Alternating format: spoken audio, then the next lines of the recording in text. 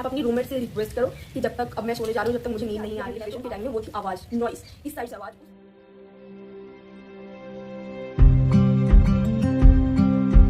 Hostel life, एक तरफ freedom तो दूसरी तरफ स्ट्रगल। और अगर आप नीट एस्पिरेंट हो तो हॉस्टल आपके लिए हेल भी हो सकता है और हेवन भी हो सकता है। तो हेलो नीट एस्पिरेंट, इस वीडियो में मैं आपको वो सर्वाइवल गाइड देने वाली हूँ जो आज तक मुझे नहीं लगता कि किसी ने भी यूट्यूब प्लेटफॉर्म पे गाइड की है लॉन्ग फॉर्म वीडियो में। It is such important video, but the question arises कि क्यों हॉस्टल सर्वाइवल हमें सीखना है। सी, प्रिपरेशन सिर्फ बुक से नहीं होता है। आप बुक लेके बैठ जाओ और आप पढ़ने लगो और आप एक्सपेक्ट करो कि आप द बेस्ट हो, ये गलत है। पढ़ाई भी शांत और अच्छे से होता है। जब दिमाग शांत रहे, मन शांत रहे, तभी आप पढ़ाई कर सकते हो। तो ये वीडियो इसलिए आपको देखना जरूरी है ताकि आपका एक भी सेकंड वेस्ट ना हो हॉस्टल को टैकल करने में, स्ट्रगल करने में, वहां के प्रॉब्लम से कोप अप करने में। क्यों? क्योंकि मैंने ऑलरेडी कर रखा है, तो अब मैं आपको डायरेक्ट बता रही हूँ। तो इस वीडियो में मैं आपको 5 से 7 तरीके बताने वाली हूँ जिसके थ्रू आप अपने हॉस्टल में मास्टर बन जाओगे प्रॉब्लम को टैकल करने का। ठीक है, तो सबसे बड़ी प्रॉब्लम जो मुझे आती थी अपने प्रिपरेशन के टाइम में वो थी आवाज, नॉइस, इस साइड से आवाज, उस साइड से आवाज।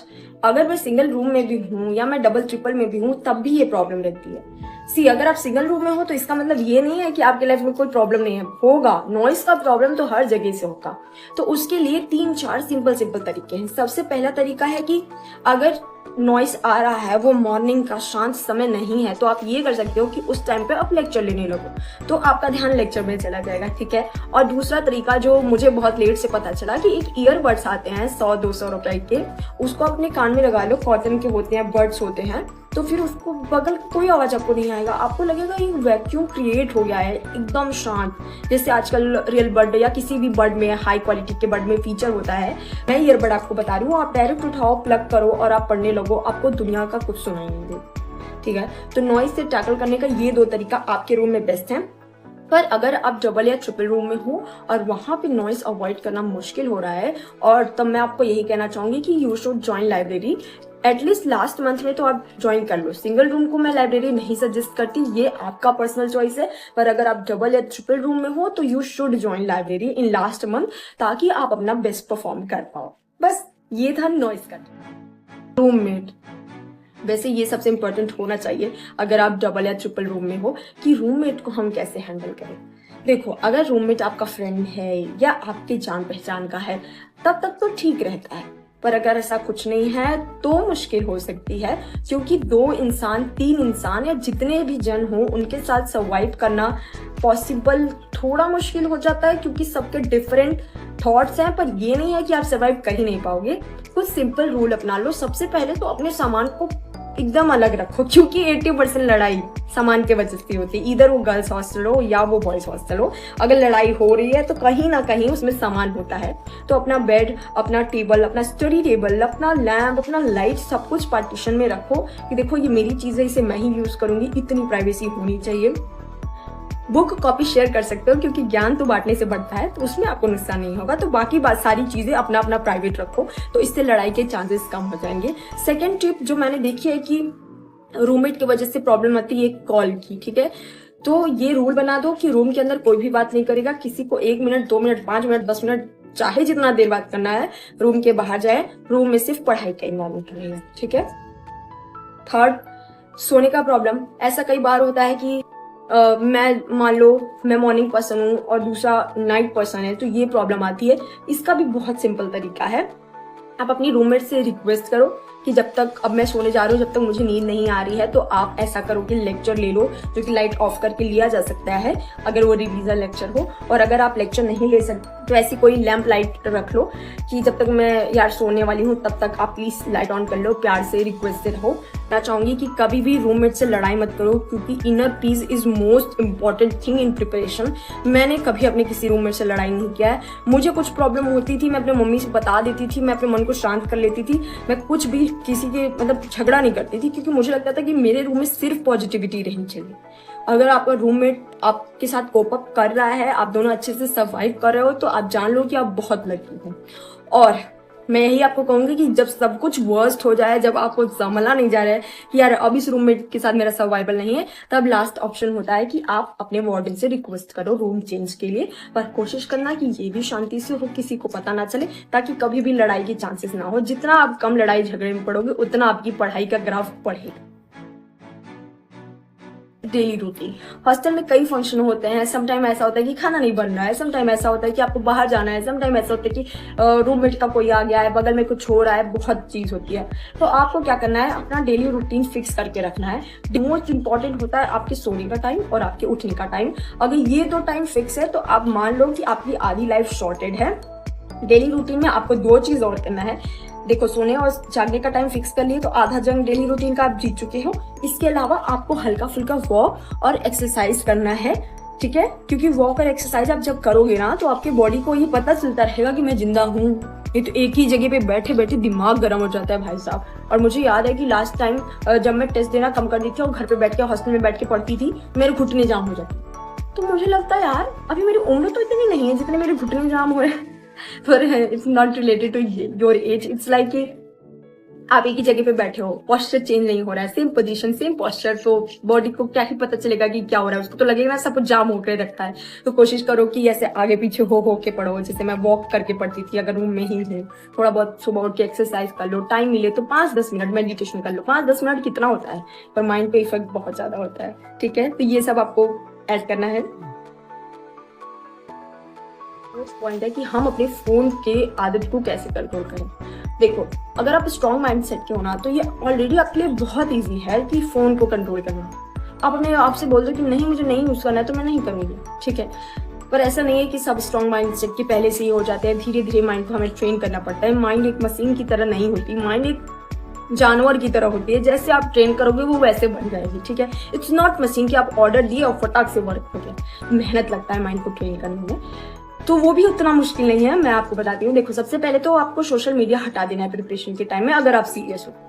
इधर वो व्हाट्सअप हो, इंस्टा हो, फेसबुक हो, यूट्यूब हो, मैंने तो सब हटा के रखा था। यूट्यूब तक मैं नहीं चलाती थी जबकि मैंने वीडियो स्टार्ट कर दिया था बनाना, पर उस टाइम मैं नहीं करा था। तो आपको सोशल मीडिया, स्नैप वगैरह सबसे डिस्टेंस बना के रखना है। इससे क्या है कि 60% आपको फोन टच करने की आदत खत्म हो जाएगी।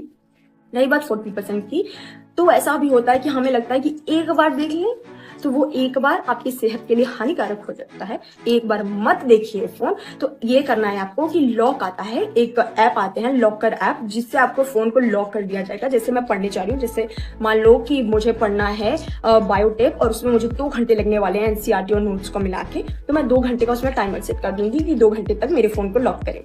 अब इसका बेस्ट प्रॉफिट ये है कि इमरजेंसी कॉल आपका आ सकता है। तो जैसे घर पे कुछ इमरजेंसी या किसी फ्रेंड को कुछ इमरजेंसी हो गया तो कॉल आप रिसीव कर सकते हो, तो पर आप चैट, फोन एंड ऑल नहीं कर सकते।